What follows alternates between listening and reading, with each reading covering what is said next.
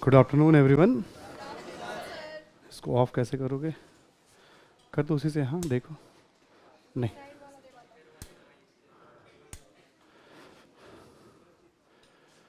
तो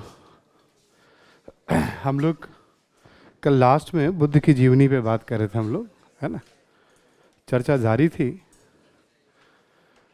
हमने बताया था जीवनी पे हम लोग इसलिए थोड़ा ध्यान दे रहे हैं कि प्राचीन भारत की कला पे सबसे ज़्यादा प्रभाव किसी व्यक्ति का है या धर्म का है तो वो बौद्ध धर्म का है। और जो आपको दृश्य मिलेंगे, जो मूर्तियाँ मिलेंगी, यही सब मिलेंगे आपको। ठीक है, मुख्य परीक्षा में भी ज़रूरत पड़ जाती है। प्रारंभिक परीक्षा में तो यदा कदा ज़रूरत पड़ेगी, मेंस में ज़्यादा ज़रूरत पड़ती है इसकी।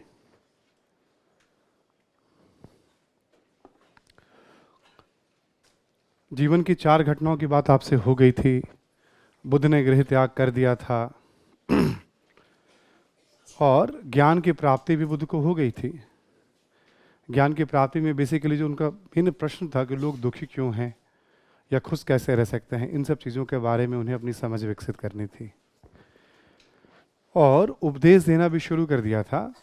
तो सबसे पहला उपदेश बुद्ध ने उन 5 सन्यासियों को दिया जिनके साथ वो थे, तपस्या कर रहे थे। पांचों ने बुद्ध को आते हुए देखा तो पहले पहचान लिया, बोला कि तो यही ढोंगी है वो जो हमारे साथ तपस्या करता था। तो बुद्ध ने पहले उनको बोला, भाई तुम्हें एक बात मैं बताता हूँ जो मैं समझा हूँ। और फिर बुद्ध ने समझाया अपने 4 आर्य सत्य के बारे में। चारों नतमस्तक हो गए। तो ज्ञान का उपदेश, धर्म का उपदेश चक्र के रूप में बुद्ध ने चलाया, घुमाया। धर्म चक्र प्रवर्तन। इसके बाद आप देखोगे, ऐसे एक बार नोटिस करोगे आप मैप पे, यदि आप, तो उस समय मोटे तौर पे कोई इंसान पैदल चलता था या फिर बैलगाड़ी वगैरह हो सकती है, बट बुद्ध पैदल ही चलते थे। ठीक है, तो जैसे कुछ हिस्सों पे ही बुद्ध की ये यात्रा हो सकती है। मतलब बिहार और उत्तर प्रदेश ही मेनली उनका जो है कर्म भूमि। दक्षिण बिहार हो, थोड़ा उत्तर बिहार का कुछ इलाका हो, है ना। पूर्वी उत्तर प्रदेश यानी कौशाम्बी तक का क्षेत्र आप ले सकते हैं, कोसल, कौशाम्बी, काशी। मतलब बुद्ध के पैदल ही सब भ्रमण करना था उन्हें। ठीक है, हालांकि उनके जीवन काल में ही धर्म की चर्चा इसके बाहर भी होने लगी थी। तो अन्य क्षेत्रों की भी यात्रा करते हैं। कुछ कुछ महत्वपूर्ण बातें हैं फैक्चुअली जो हमें नोट डाउन करना है अभी, है ना। उसके बाद लिखेंगे उससे आगे अन्य क्षेत्रों की यात्राएं। लिखें आप, अन्य क्षेत्रों की यात्राएं।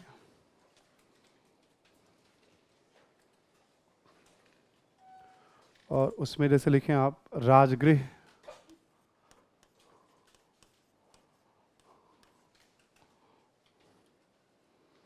यहां लिख लेंगे आप कि बिंबिसार ने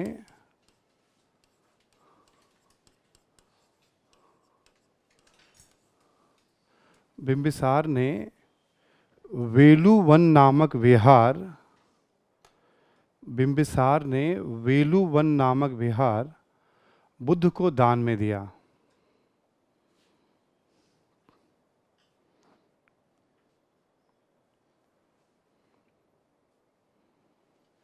बुद्ध को दान में दिया। ठीक है, अब जैसे कहीं पे भी गए, रुकते थे, तो विहार जो रहने की जगह हो गई। विहार भी स्थापत्य है, उस पर भी हम अलग से बात करेंगे हम। तो कहीं जाते तो भाई वहाँ रुकेंगे, तो दान में दिया कि आप यहाँ रहिए। तो लंबे समय तक वहाँ रुकते हैं बुद्ध, मतलब आसपास के क्षेत्रों की यात्रा करते हैं, वहाँ रुकते हैं। उस समय बिंबिसार की गिनती आसपास के राज्यों में सबसे शक्तिशाली शासक के रूप में होती थी। वो खुद उनका शिष्य बना, बुद्ध का वो खुद ही शिष्य बना था बिंबिसार जो था। अब बुद्ध की जो शिक्षाएं थी उसको लेकर के लोगों में मतलब बेचैनी भी बढ़ रही थी। जो ब्राह्मणवादी व्यवस्था थी, जो पूजा पाठ कर्मकांड की पद्धति थी, वो शास्त्रार्थ करते थे, कहीं भी जाते थे तर्क करते थे, अपनी बातों को रखते थे। और अनुयायियों की संख्या पढ़े लिखे उस समय ब्राह्मणों की संख्या भी अनुयायी के तौर पे बढ़ती जा रही थी। राजगृह में भी बहुत सारे लोग इनसे जुड़े, जैसे सारीपुत्र, मोगलान, इकट्ठे मैं लिखवाऊंगा कौन कहाँ जुड़ा, इंपॉर्टेंट नहीं है बहुत, कि ये सब प्रमुख शिष्य थे बुद्ध के, वो जानना चाहिए उनके बारे में। ठीक है, ऐसे लिखें आप। वैशाली में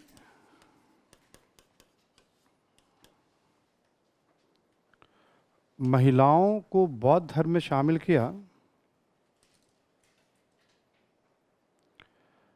एक बार आदित्य भाई नीचे कहिएगा, जरा साउंड थोड़ा इंक्रीज कर दे, है ना। महिलाओं को बौद्ध धर्म में शामिल किया। ठीक है, यहाँ पर लिख लें आप, जैसे गौतमी जो इनकी मौसी थी, है ना, आम्रपाली,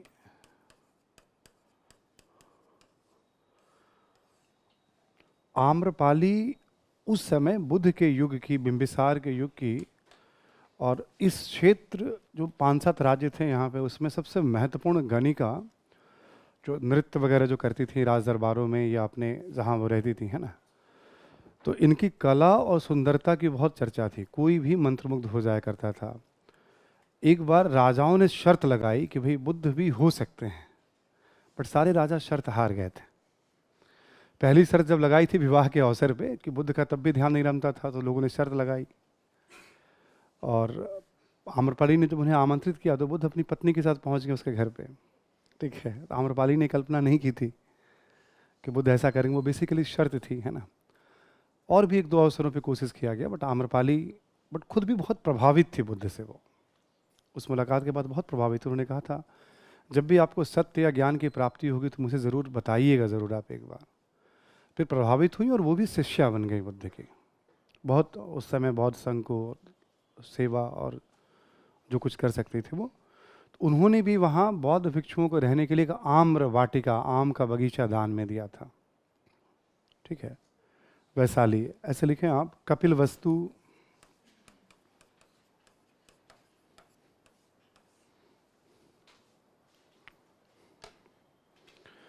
बुद्ध ने अपनी पत्नी को सोते हुए रात्रि में बिना किसी सूचना के छोड़कर निकल गए थे, चले गए थे। ठीक है, इसकी भी अलग अलग तरह से व्याख्या होती है ना। और बट इन्होंने प्रॉमिस किया था जब संदेश आया था कि फिर मैं एक बार ज़रूर आऊँगा, मतलब। ठीक है, तो सन्यासी वाले वेश में बुद्ध वहाँ आते हैं, और इनका ऑरा ऐसा था तब के साथ कि आसपास जो भी इनके ऑरा में आता था, इनकी बातों में मिठास और तर्क, ठीक है, कि वो इनके साथ मतलब हो जाता था। लिखें आप यहाँ पे, कपिलवस्तु में परिवार के सदस्यों को बौद्ध धर्म में दीक्षित किया, जैसे पिता, पत्नी, पुत्र।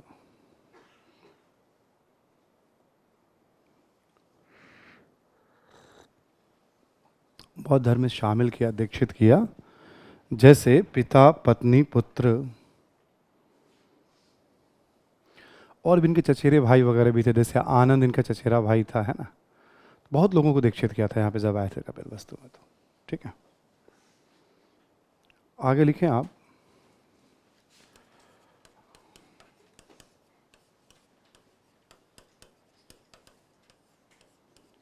बुद्ध ने सर्वाधिक यात्रा कोसल प्रदेश की। बुद्ध ने सर्वाधिक यात्रा कोसल क्षेत्र की।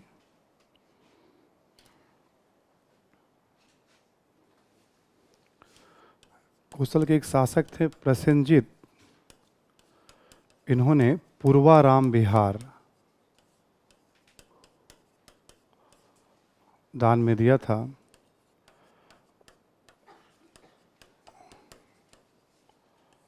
पूर्वाराम विहार दान में दिया था। एक अनाथ पिंडक नामक बहुत धनाढ्य व्यापारी था उस समय का। उस समय के आप इन्हें अडानी और अंबानी कह सकते हैं इस क्षेत्र के। ठीक है, ये भी नाम अ से ही है, कुछ तो बात है अ में। ठीक है, और बड़े ही श्रद्धा रखते थे बुद्ध में। इन्होंने जेतवन नामक विहार दान में दिया था।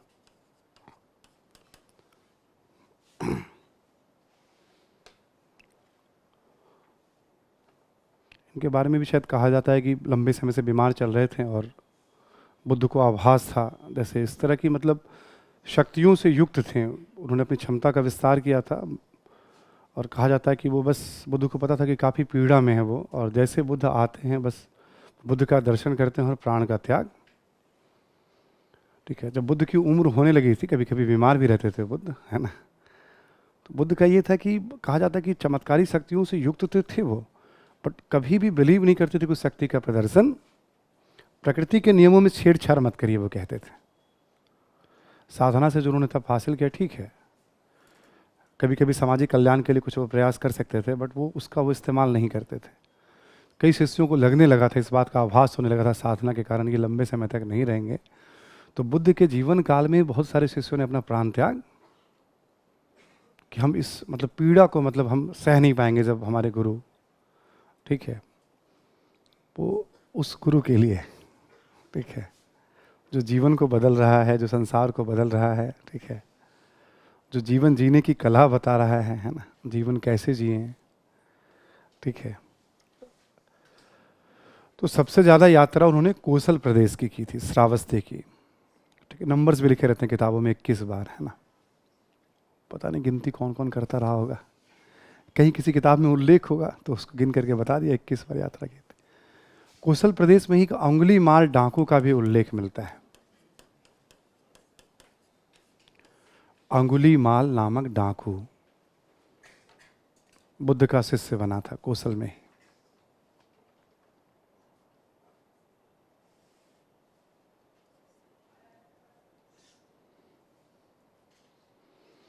जो भी उस क्षेत्र से गुजरता था, ठीक है, लूटपाट करता था ये डाकू और उंगली काट लेता था और उसकी माला बना के पहनता था, ठीक है। तो नाम ही फेमस हो गया था उंगली माल डाकू। ये भी बुद्ध का शिष्य बना था, ठीक है। तो कुशल के बारे में दो चार, अब ये सब भी जैसे ये प्रमुख प्रमुख नाम हैं हमें, और इन सब का चित्रण या दृश्य वगैरह कला पे दिखता है। इसलिए हमने कहा जो डिज़ाइन हम करते रहते हैं नोट्स का, उसमें हम आगे के भी कई सारे टॉपिक सब ध्यान में रखते रहते हैं। जैसे मॉडर्न में करते थे हम लोग, वैसे सेम चीज़ यहाँ पे भी। और जैसे बनारस, सारनाथ वगैरह और भी गए थे यात्रा के दौरान, है ना। लास्ट में जो उनकी महत्वपूर्ण यात्रा रही, जो अंतिम यात्रा की कड़ी है, उसमें है फिर एक बार है वैशाली। देखें आप, अंतिम चरण में वैशाली में उन्होंने अंतिम वर्षावास, मैं बता रहा हूं इसके बारे में।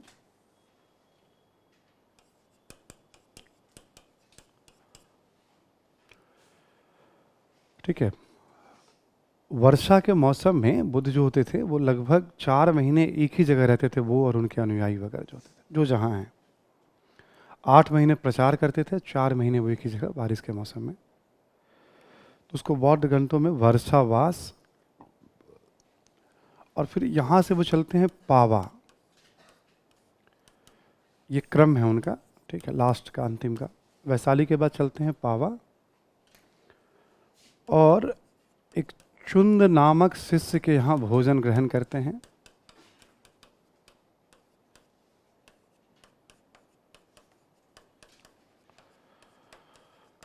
और यहीं पर वो बीमार हो जाते हैं।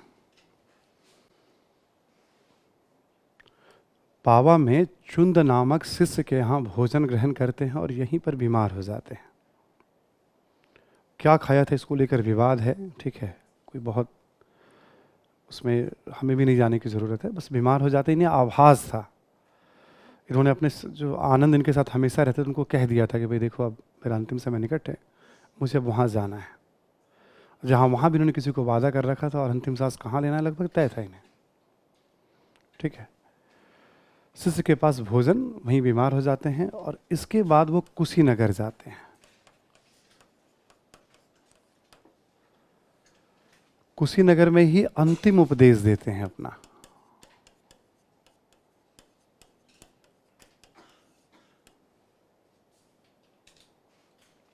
अंतिम उपदेश इसमें है, ये हम सबके लिए है, फिलहाल तो आपके लिए है। अपनी मुक्ति के लिए स्वयं प्रयास करो।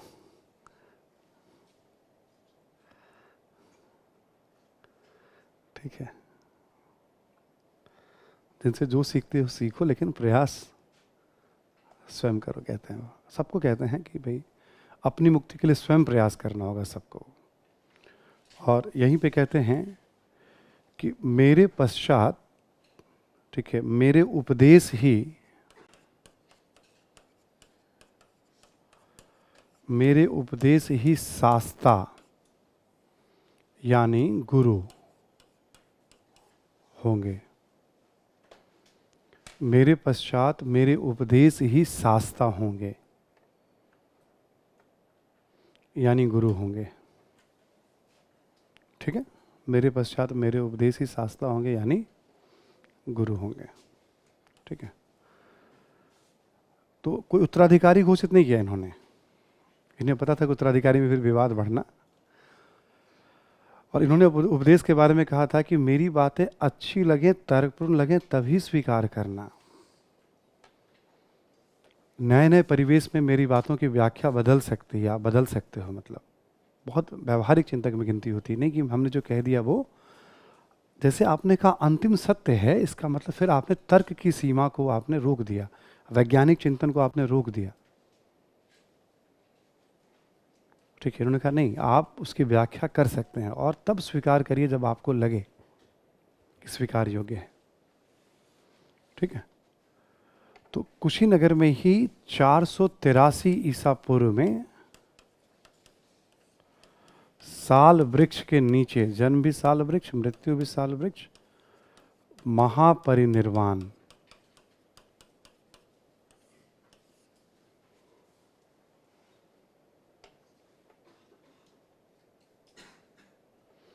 और जो महापरिनिर्वाण हुआ है उनका मतलब ऐसा नहीं कि एकदम चित्त लेटे हुई अवस्था में हुआ, बट ऐसे करवट और हाथ पे ऐसे टेक लगाए हुए सिर को कहा जाता है, और ऐसी मूर्ति भी बनी हुई है ना, बुद्ध की। ठीक है, कुशीनगर में बुद्ध की मूर्ति भी वैसी बनी हुई है, हालांकि वो मूर्ति पूजा के विरुद्ध थे। ठीक है, ये सब चीज़ों के विरुद्ध थे, बट एक मूर्ति बनी हुई है। ठीक है, ईसापुर में साल वृक्ष के नीचे महापरिनिर्वाण यानी शरीर त्याग, महापरिनिर्वाण यानी शरीर त्याग किया होना।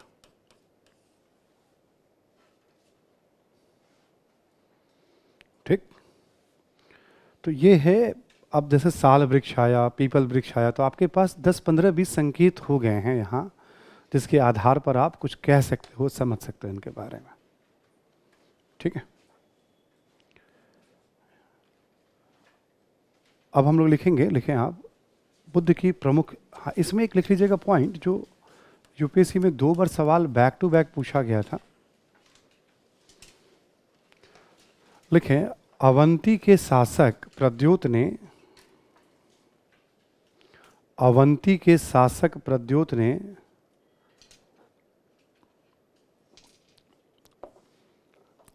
बुद्ध को आमंत्रित किया था।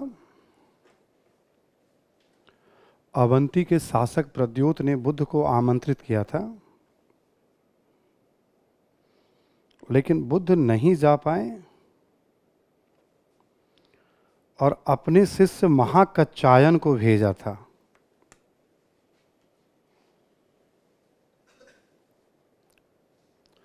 और अपने शिष्य महाकच्चायन को भेजा था। कच्चायन,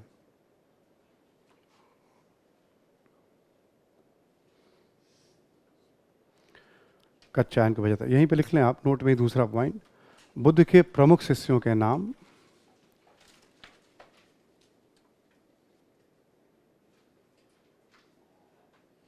बुद्ध के प्रमुख शिष्य में आनंद,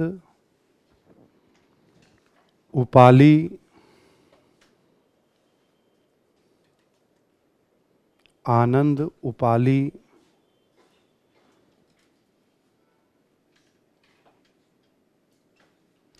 सारिपुत्र, सारिपुत्र,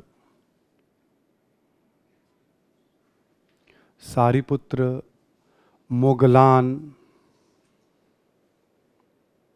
मुगलान, महाकच्चायन,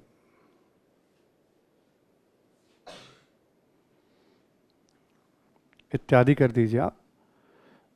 ये सब बुद्ध के बहुत खास शिष्य थे।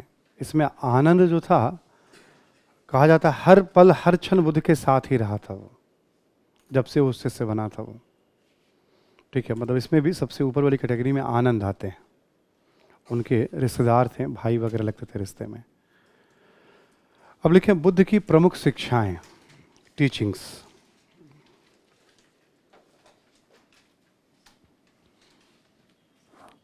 ठीक है, अब लिखें आप कि जो इनकी टीचिंग्स है, जो इनकी शिक्षा है, उसमें उसका उद्देश्य है निर्वाण या मोक्ष।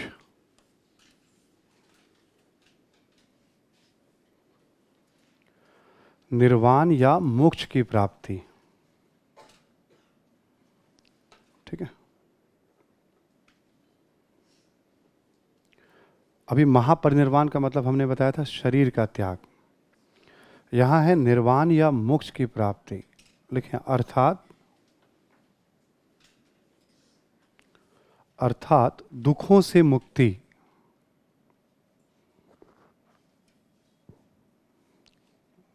दुखों से मुक्ति।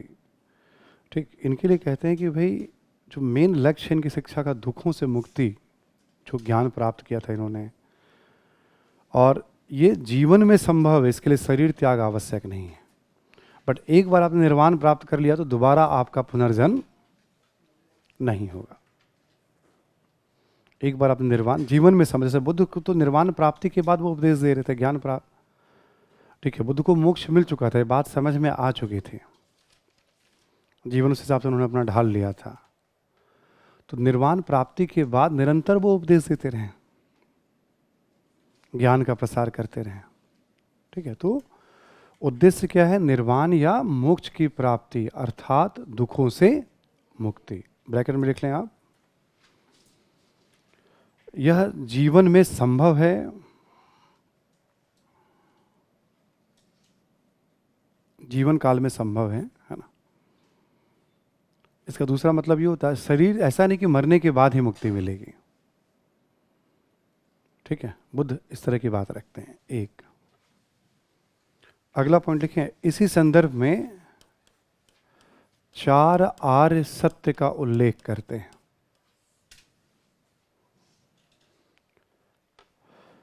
इसी संदर्भ में 4 आर्य सत्य का उल्लेख करते हैं।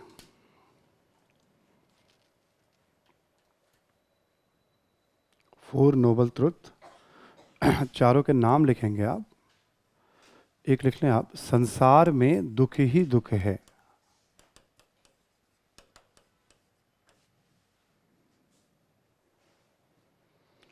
संसार में दुख ही दुख है। ठीक, दूसरा लिखें आप, दुख का कारण है तृष्णा या इच्छा या मोह, कुछ भी लालसा। दुख का कारण है कुछ पाने की चाह। ठीक है, कारण पता है, ठीक, दुख का कारण क्या कहते हैं ये, है ना। लिखें, दुखों से मुक्ति संभव है, दुखों से मुक्ति संभव है। तीसरा हो गया आपका ये।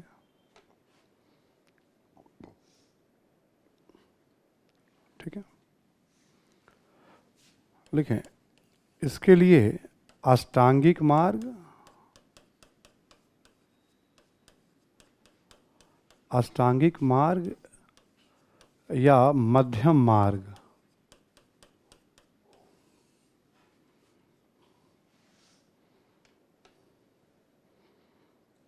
अष्टांगिक मार्ग या मध्यम मार्ग का पालन करना होगा। चौथा है ये, इसके लिए अष्टांगिक मार्ग या मध्यम मार्ग का पालन करना होगा।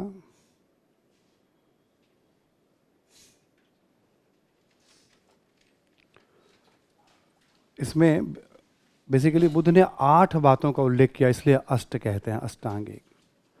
दृष्टिकोण आपका बैलेंस हो, राइट हो, है ना, सम्यक दृष्टि, सम्यक संकल्प, ठीक है, हाँ। सम्यक वचन, अप्रिय वगैरह मतलब ना बोलिए आप, हिंसात्मक तरीके से ना बोलिए, है ना। सम्यक कार्य ऐसे करके, है ना। सम्यक कर्म हमने बता ही दिया, सम्यक कार्य की बात हो गई। सम्यक आजीव है, यानी जो कारोबार करते हैं। व्यायाम है, यानी मानसिक शारीरिक उन्नति के लिए काम करिए। स्मृति है और समाधि है, ऐसे करके 8 आठों लिखा हुआ है शर्मा की किताब में, आप चाहेंगे तो वहाँ से नोट कर लीजिएगा। आठों का क्रक्स क्या है इसमें, कहते हैं कि एक तरह से बुद्ध कहते हैं कि भाई आपको एक्सट्रीम जीवन नहीं जीना है, बहुत सुख सुविधाओं का जीवन मत जिए आप, और बहुत अभाव का जीवन भी ठीक नहीं होता है, मध्यम मार्ग पे चलिए आप। और इसमें कहते हैं भिक्षुओं के लिए मध्यम मार्ग अलग होगा और गृहस्थों के लिए अलग होगा। गृहस्थों की जीवन की जिम्मेवारियां अलग है, तो उनके लिए मध्यम मार्ग थोड़ा अलग होगा, उनमें थोड़ी उदारता होंगे नियमों में। भिक्षुओं को थोड़ा कठोर तरीके से आचरण करना होगा नियमों को। पूरे 2 तरह से जीवन है। भिक्षु के रास्ते पे आ गए हैं आप, तो चलिए आप इस तरह से।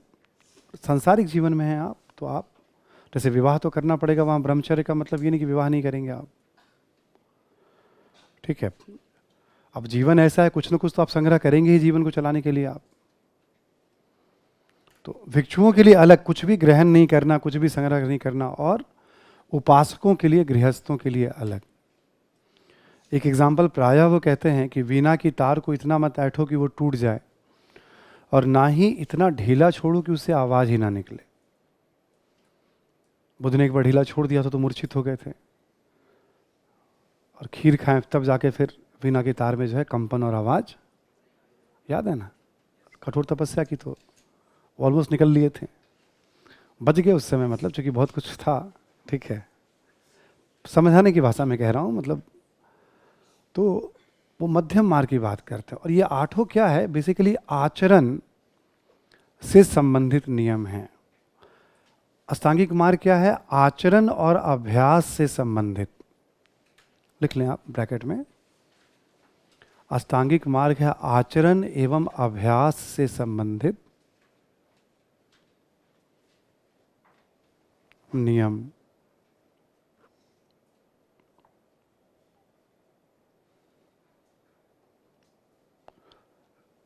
आचरण या अभ्यास एवं अभ्यास से संबंधित नियम।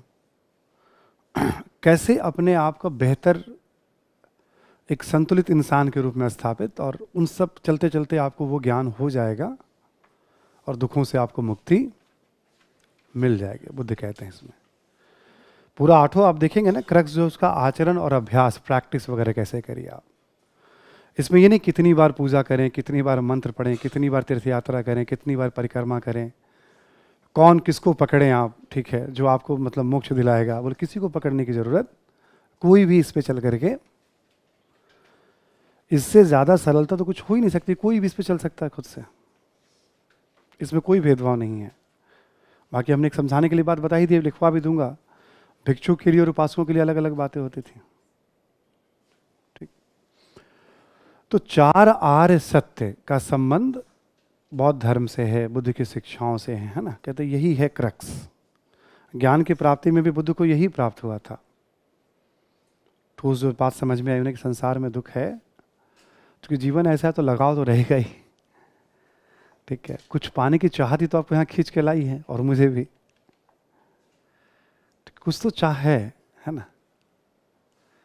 तो कहते हैं कि तृष्णा, लालसा, ये सब जो है कारण है। अब कारण पता है तो मुक्ति संभव है, और इस तरह से आप आचरण करिए। आप इसी में लिखें आप आगे अगला पॉइंट, कि दूसरे और तीसरे आर्य सत्य के संदर्भ में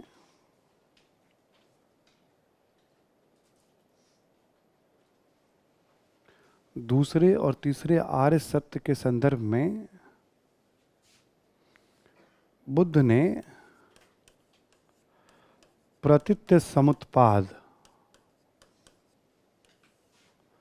या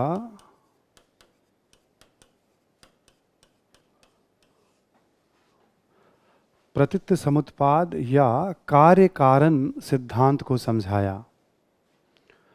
प्रतित्य समुत्पाद या कार्य कारण सिद्धांत को समझाया।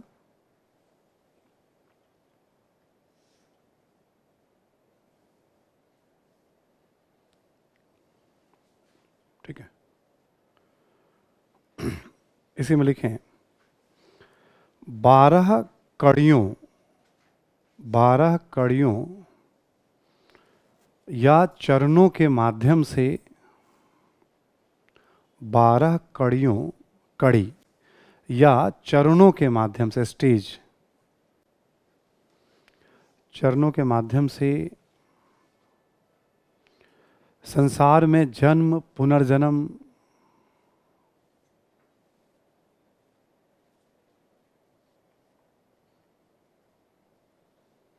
के चक्र को समझाया।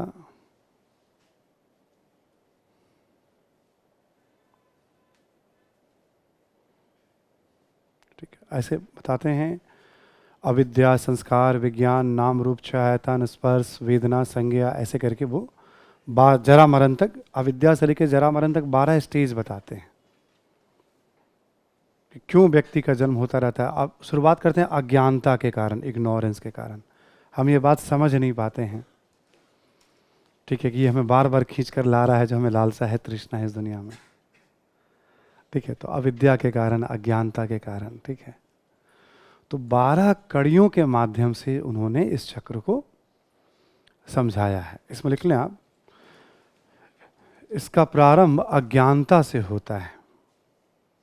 बस इस जानबूझ के एक पॉइंट लिखवा दे रहा हूं, इसका प्रारंभ अज्ञानता से होता है, इग्नोरेंस से होता है। कभी कभी बहुत सारी छोटी बड़ी बातें हैं इसमें। हमारा लक्ष्य 2 है, मुख्य परीक्षा के हिसाब से प्रमुख बातों को समाहित कर लेना, शिक्षा में क्या क्या है। प्रारंभिक परीक्षा में बहुत ज़्यादा तो यही सब पूछता है, कार्य कारण सिद्धांत किसका है, या प्रतीत समुत्पाद किसका है, या आर्य सत्य, दोनों जो लक्ष्य हमेशा से हैं। तो ठीक है, अब एक एक चीज़ों को एक्सप्लेन करते हैं, वो समझाते हैं। ठीक है, और मोटी मोटी बात तो देखो समझ में ऐसे भी आ जाती है, बट फिर सूक्ष्म से सूक्ष्म बात वो बिना किसी गुरु के निर्देशन में और बिना अभ्यास के संभव। ठीक है, वो भी एक यात्रा होता है। गुरु वाले में क्या होता है कि गुरु गाइड करते हैं और शिष्य उसको फॉलो करता है, तो अलग अलग अनुभूतियों से गुजरता है। ठीक है, तो हम सब तो पढ़ ही सकते हैं या व्यावहारिक तरीके से उसको समझ सकते हैं।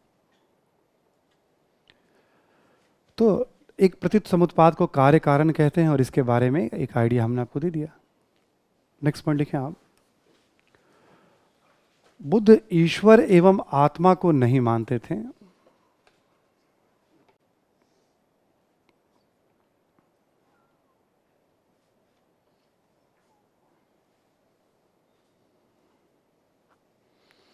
लेकिन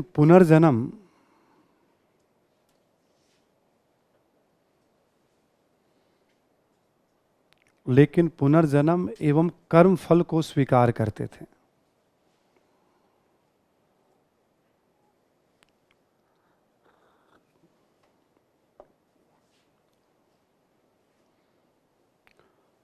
हम जो काम करते हैं उसका फल होता है और पुनर्जन्म होता है। कहते थे आत्मा का नहीं होता है, बल्कि ईश्वर और आत्मा पे प्रायः उत्तर ही नहीं देते थे।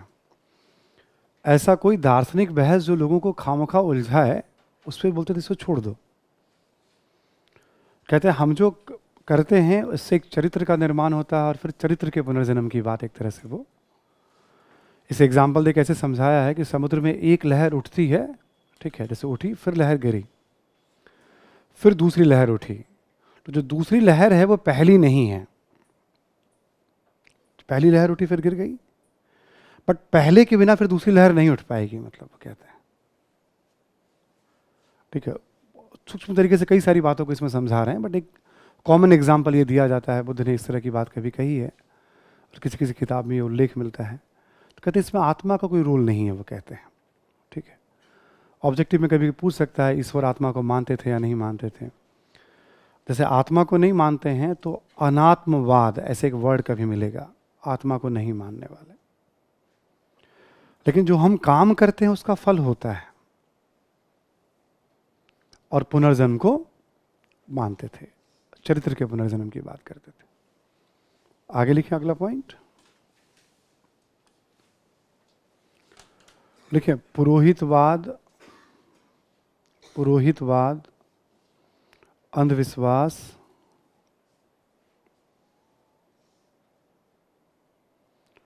कर्मकांड,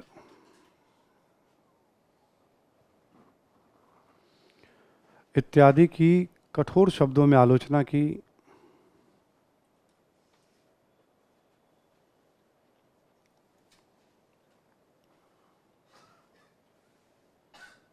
कठोर शब्दों में आलोचना की,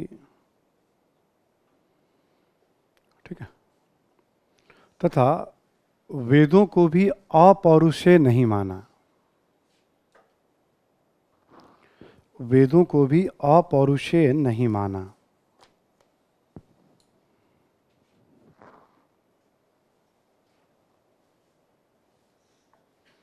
ठीक है। तो जो उस समय की प्रचलित व्यवस्था थी उसके बारे में इनका ओपिनियन क्या था? भाई वेद अपौरुषेय नहीं है। अपौरुषेय का मतलब क्या बताया था मैंने? हाँ, मैं एक बार बता चुका हूँ, कई बार बता चुका हूँ। मतलब मैं उम्मीद करता हूँ कि यदि बताई हुई बातें मैं बता रहा हूँ क्लास में तो आप रिलेट करिए उसको, ठीक है। उम्मीद करने का बस मकसद इतना थोड़ा बहुत रहता है कि आप पढ़ रहे हैं, ठीक है। मिस कर सकते हैं आप, लेकिन अभी तो चर्चा की थी 2 दिन पहले, तो कैसे मिस हो जाएगा? राम मोहन रॉय वाला मिस हो सकता है, ठीक है। वो पहले बात की थी हमने, है ना। तो वेदों को अपौरुषेय नहीं माना, ठीक। तो जो विचारक होते हैं वो ईश्वर, आत्मा, मोक्ष, पुनर्जन्म, सृष्टि, जब इन सब पे विचार नहीं देंगे तो फिर क्या दर्शन रहेगा वो, ठीक है ना। लिखें आप अगला पॉइंट, एक और इसमें लिखें। सृष्टि को क्षणभंगुर मानते थे, सृष्टि को क्षणभंगुर मानते थे।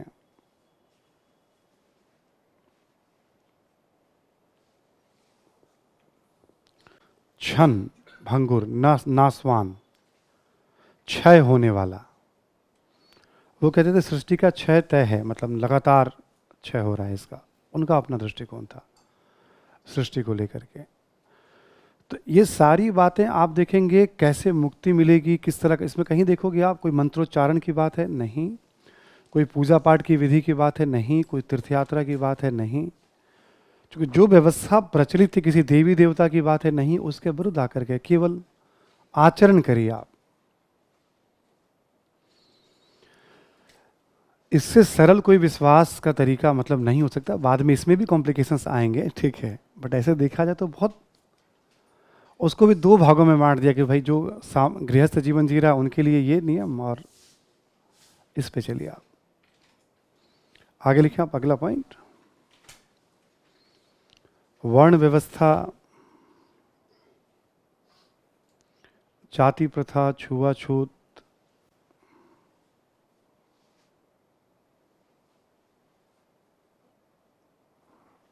इत्यादि की आलोचना की।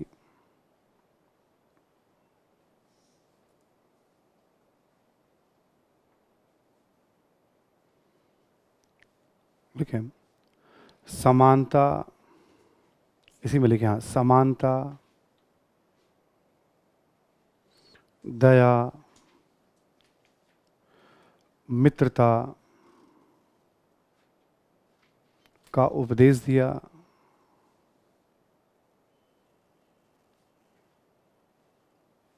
उपदेश दिया। आगे लिखें आप, माता पिता, साधु संत,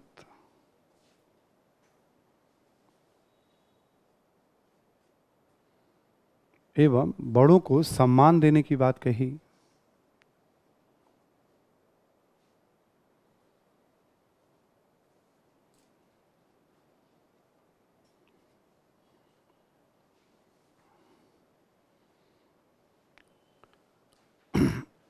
देखें इनके बताए हुए रास्ते पर चलकर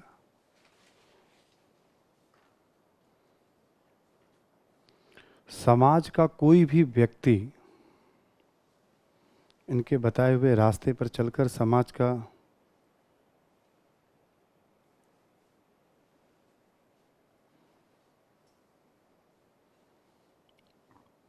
कोई भी व्यक्ति, कहने का मतलब किसी भी वर्ण जाति का हो, पुरुष हो या महिला हो, कोई भी व्यक्ति मोक्ष को प्राप्त कर सकता है।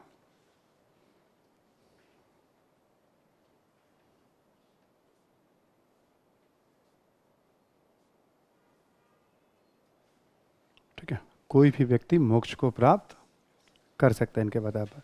ब्रैकेट में लिख लेंगे आप, किसी भी जाति का, जाति या वर्ण का हो, पुरुष या महिला हो, ताकि आपको क्लियर रहे, हर कोई मोक्ष पा सकता है इनके बताए हुए रास्ते पर चलकर।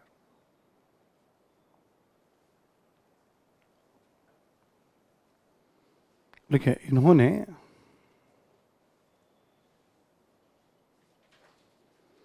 गृहस्थों के लिए पंचशील, गृहस्थों के लिए पंचशील तथा भिक्षुओं के लिए 10 शील, शील यानी आचरण,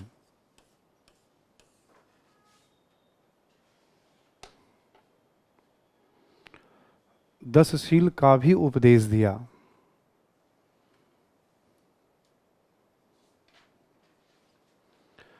पंचशील आप लिख लेंगे इसमें आप, पंचशील जरूरी है, एक बार थोड़ा ध्यान रखना आपको। अहिंसा, अहिंसा पंचशील में क्या क्या आती है, 5 बातें जो उपदेश दिया। अहिंसा, कौमा, सत्य, सत्य, अस्तेय, यहां लिख दे रहा हूं, अस्तेय यानी चोरी नहीं करना, है ना। अहिंसा, सत्य, अस्तेय, नशा नहीं करना और ब्रह्मचर्य।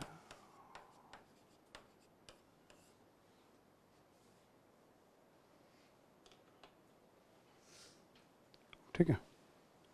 ब्रह्मचर्य के बारे में हमने बताया कि उनका यह था कि भाई आप जो शादी है उसके प्रति पूरी निष्ठा रखिए, आप ये नहीं था कि नहीं, है ना, और फिर उस संयम के साथ जीवन जिए आप उसको, मतलब।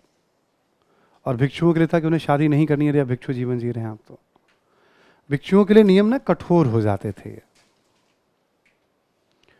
और भी भिक्षुओं के लिए था कि कोई भी मतलब धातु वगैरह सोना चांदी ग्रहण नहीं करना है, गद्देदार बिस्तर पे नहीं सोना है, दोपहर के बाद